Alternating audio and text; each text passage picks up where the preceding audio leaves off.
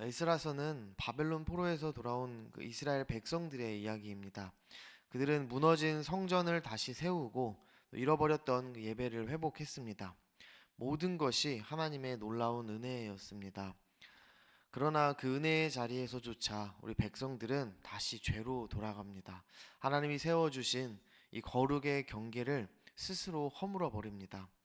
정말로 한편의 드라마 같은 이 감동적인 회복의 역사가 기록되는 가운데 오늘 본문 9장을 보면 한 가지 문제가 생깁니다. 9장 1절과 2절을 보시면 이 일 후에 방백들이 내게 나와 이르되 이스라엘 백성과 제사장들과 또 레위 사람들이 이 땅 백성들에게서 떠나지 아니하고 가나안 사람과 헷 사람과 브리스 사람들과 여부스 사람들과 암몬 사람들과 모압 사람들과 애굽 사람들과 아모리 사람들의 가증한 일을 행하여 그들의 딸을 맞이하여 아내와 며느리로 삼아 거룩한 자손이 그 지방 사람들과 서로 섞이게 하는데 방백들과 고관들이 이 죄에 더욱 으뜸이 되었다 하는지라. 하나님께서 백성들을 은혜의 자리로 분명히 불러 주셨는데 그 귀한 자리에서 이 백성들이 다시 옛 죄로 돌아가 버립니다. 1절은 이렇게 말합니다. 이스라엘 백성들과 제사장들과 레위 사람들이 이 땅 백성들에게서 떠나지 아니하고, 백성들이 죄에서 떠나지 아니한 채 결국 가증한 일을 행했다는 것입니다. 은혜를 받았음에도 불구하고 백성들은 죄에서 떠나지 않았습니다. 이방인과의 이 통혼으로 거룩함을 잃어버립니다.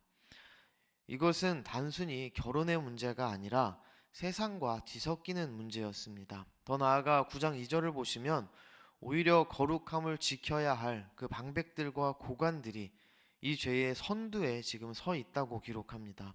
사랑하는 성도 여러분, 죄의 자리에서 떠나지 않으면 그 누구라도 결국 이렇게 죄의 길을 걸어가게 됩니다. 이것이 바로 에스라 9장이 오늘 우리에게 던지고 있는 경고입니다.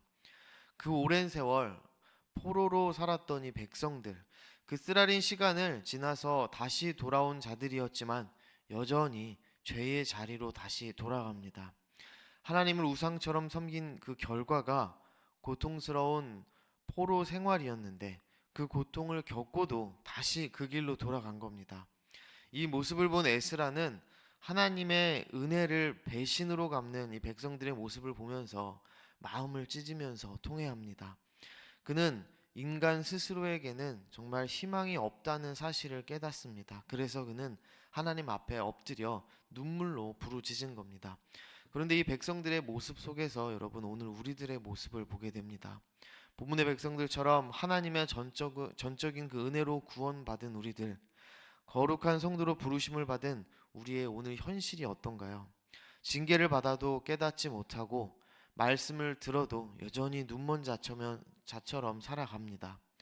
죄의 사슬은 끊지 못한 채 살아가는 이런 우리의 모습이 오늘 본문의 이스라엘 백성들과 다르지 않다는 것입니다.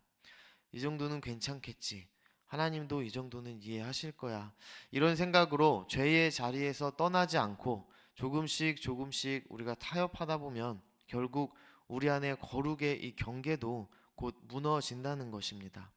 한 걸음 또 한 걸음 세상과 죄에 이렇게 익숙해질 때 은혜의 감격도 그리고 믿음의 열정도 사라져 갑니다. 이것이 바로 오늘 에스라가 통회하며 마음을 찢은 이유입니다. 에스라는 이방인과의 통혼을 단순한 결혼의 문제가 아니라 신앙의 타협으로 여겼습니다.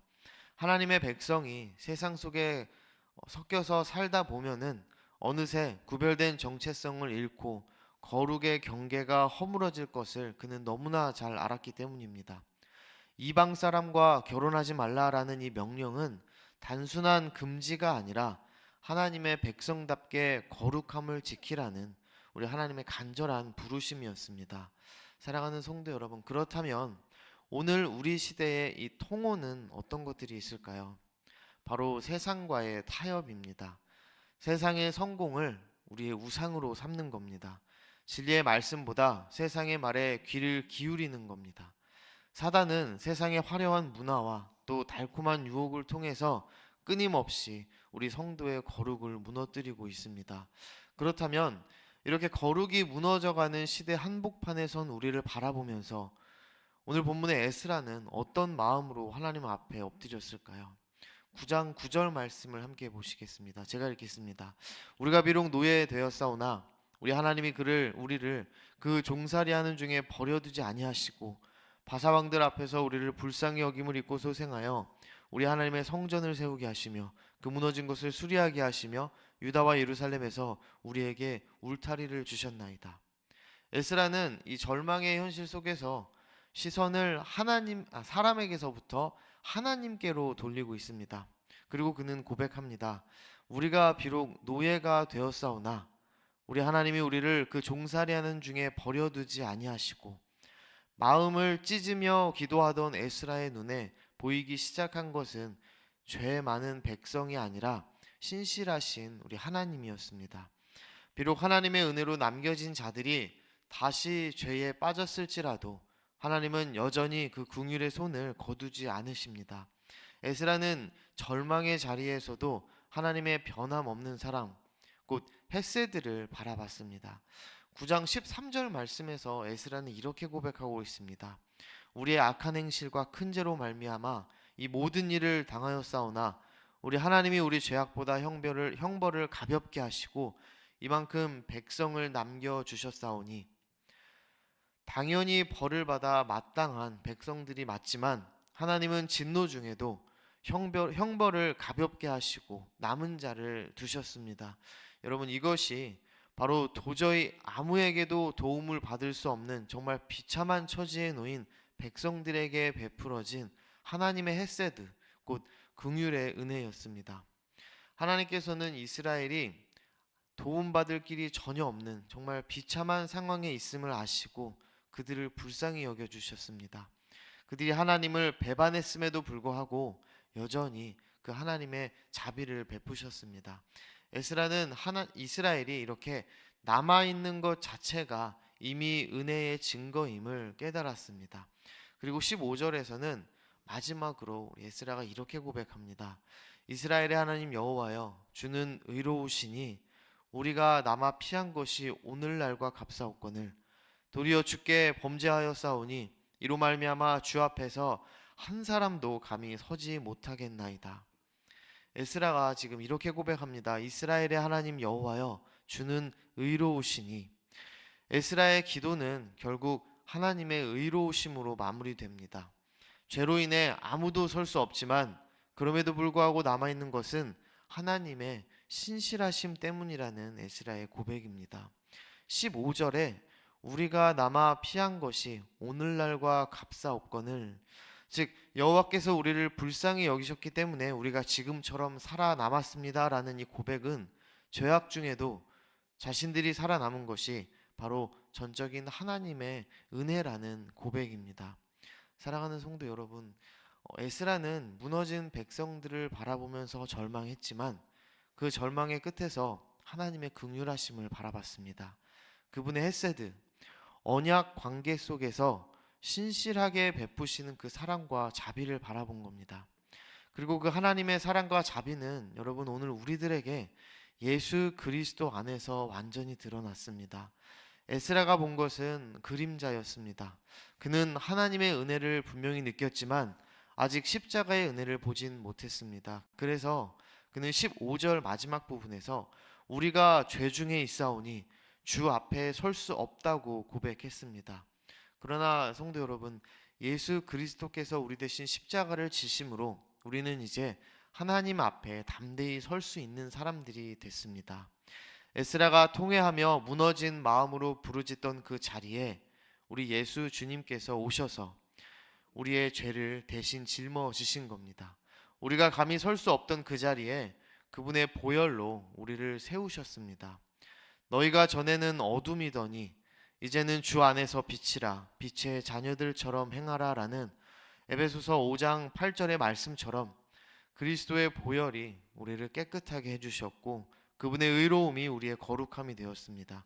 그래서 우리는 더 이상 죄의 포로가 아니라 거룩한 하나님의 백성, 정말 은혜로 남겨진 하나님의 백성으로 이 자리에 서 있습니다. 이제 남겨진 자들로서 우리가 해야 할 일은 단 한 가지, 그리스도의 은혜를 헛되이 하지 않는 것, 그리고 그분이 피로 세우신 그 거룩을 지키는 일입니다. 거룩은 여러분 완벽한 사람이 되라는 그런 요구가 아니라 그리스도의 은혜에 응답하며 사는 삶입니다. 그분의 은혜 앞에서 정말 겸손히 서는 것, 그분의 사랑을 붙잡고 넘어진 그 자리에서 오늘 다시 일어서는 것이 바로 우리의 거룩입니다. 사랑하는 성도 여러분, 오늘 우리가 남아있는 이유는 여전히 우리 하나님께서 은혜의 손을 거두지 않으셨기 때문입니다. 그러므로 이 시대에 남겨진 자로 부름받은 우리는 그 은혜를 가볍게 여기지 말고 십자가의 피로 세워진 우리의 거룩을 반드시 지켜내야 합니다. 그런데 문제는 우리 스스로 할 수 없다는 것입니다.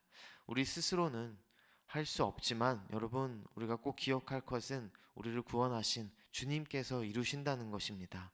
이 일을 이루실 예수 그리스도를 믿는 것입니다. 우리는 그리스도 안에 이미 의롭다 하심을 받았고 그의 생명 안에 확실히 굳게 연합되었습니다. 그 결과 날마다 성령의 손길로 우리의 삶 속에서 그분의 거룩함이 새롭게 나타나고 우리를 참된 거룩으로 인도하고 계십니다. 그러니 사랑하는 성도님들, 십자가로 말미암아 새롭게 된 나로서 오늘도 그리스도의 거룩함을 세상에 비추며 그분의 은혜를 증거하는 정말 남겨진 자의 삶을 예수님과 함께 살아내시기를 주님의 이름으로 축복합니다.